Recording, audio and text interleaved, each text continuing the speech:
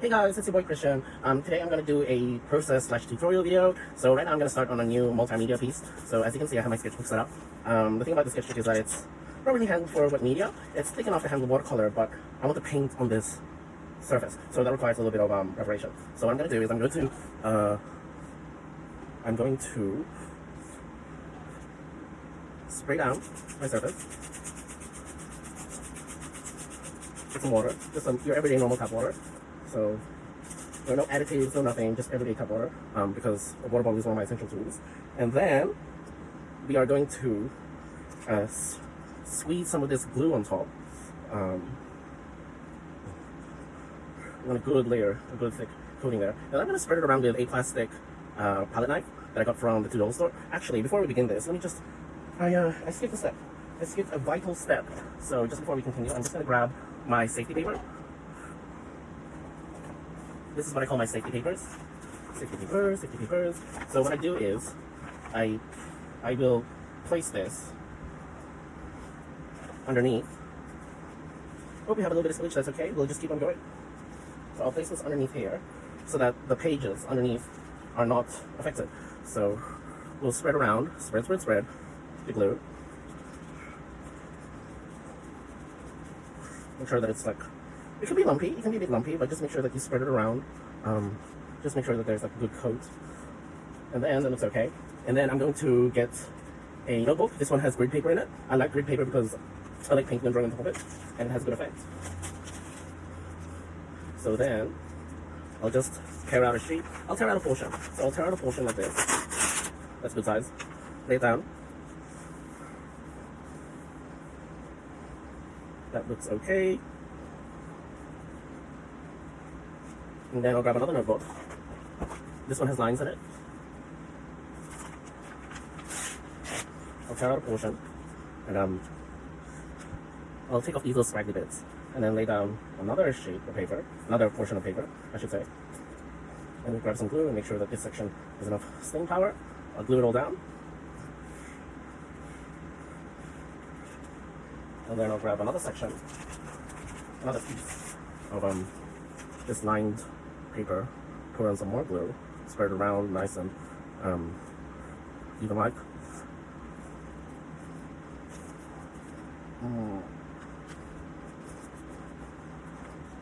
What's important in this step is that I'm making sure to cover the areas that I'm going to cover with paint or ink or watercolor. You'll see the steps. But I do have a preference for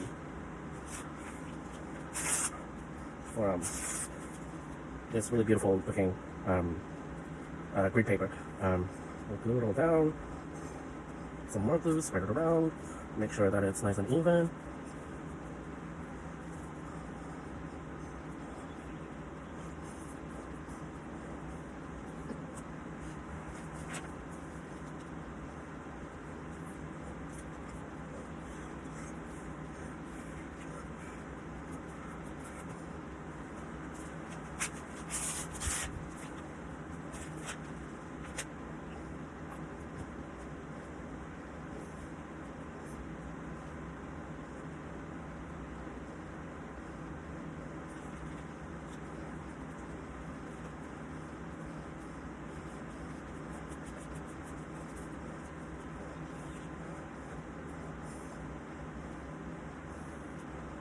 Okay, so as you can see, it's completely covered. So now I will just leave that to dry, and I'll get back to you once it's... Hey guys, so the paper is dry now.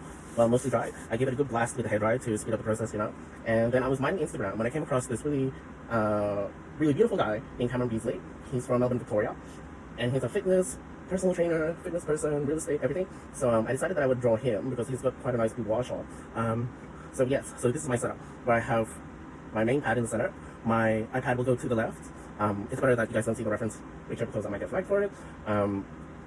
Yeah, basically I'm drawing a guy in his underwear, which is great for practicing anatomy, proportions, and also like when you're doing fashion work, like illustration work, I think that being able to draw people in their underwear is like a requirement. Like you need a good understanding of anatomy, because how can you draw the clothes if you don't know what the structure is underneath, you know what I mean? So this is my setup. I have my main drawing here, my materials here, all my tools are always in this section here, and then I'll have my reference image to the left so that I can refer to it quickly, and then I can just grab my tools. The sketch I will probably be using this gray Carandosh Neo Color one. So this is the Carandosh brand, and it's very, very good. I highly recommend it.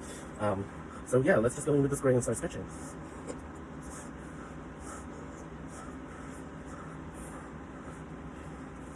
I actually changed positions just to make it easier for myself.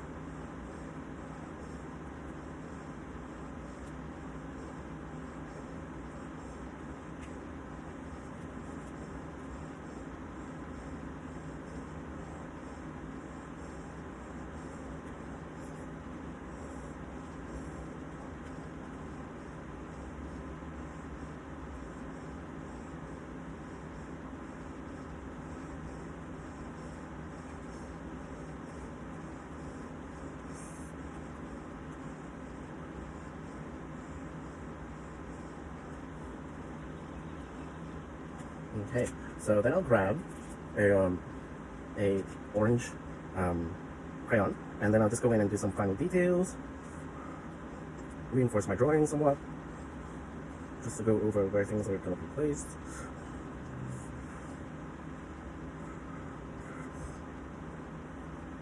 The best part is with this pose is that there are no hands, no visible hands, so it's just a straight up physical pose, you know?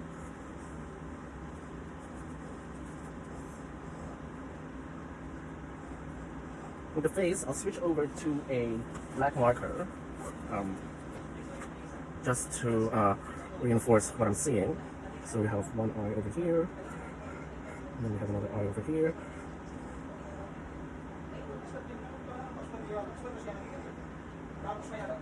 And then we have his lips. And then we're going to reinforce. So then I'll just reinforce the face just a little bit more. Oh, it actually has more of a square jaw than a pointy jaw, so we'll just make those adjustments. It's fine because he has a beard. It goes up there, then back to his hairline. I'm deciding now how I want the whites of his eyes. Do I want them visible, or do I just want to keep it sketchy like that? Because the main attraction here is the figure. So we'll sketch in his hair real quickly.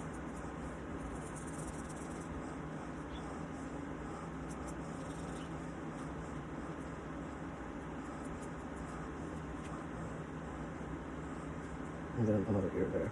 Okay, I'm pretty happy with that. Yeah, I'm happy with that. So we'll just keep the reference picture on hand, just to refer to it while we're painting. So I will be back with the premix paints. This is the sketch so far, and I'm pretty happy with that. So I'll be back with the paint.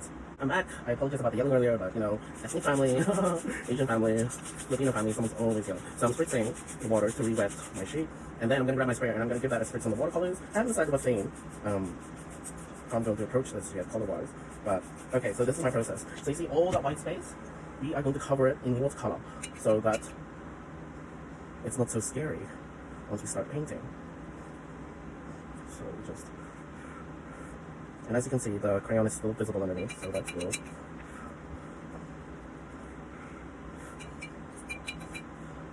So I'm going to just grab some yellow.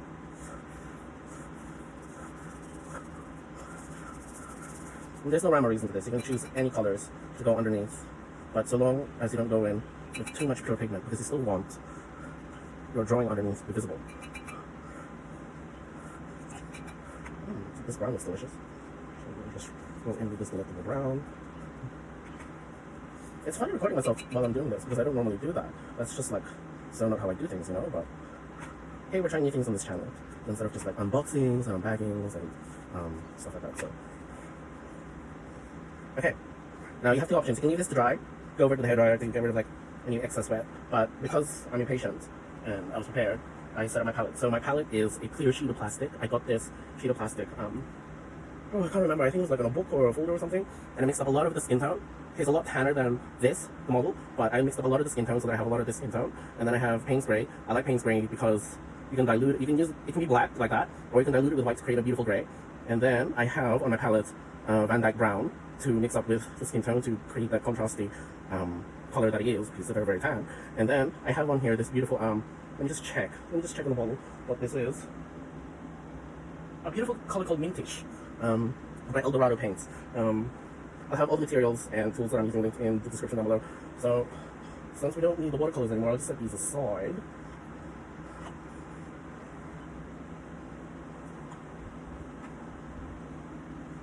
Now, place my palette there. Right, okay, now we can finally start painting. So I'm gonna grab some of this brown. Actually, there's a lot of them. We're just gonna take some of this skin tone and mix it in with this brown and see what happens.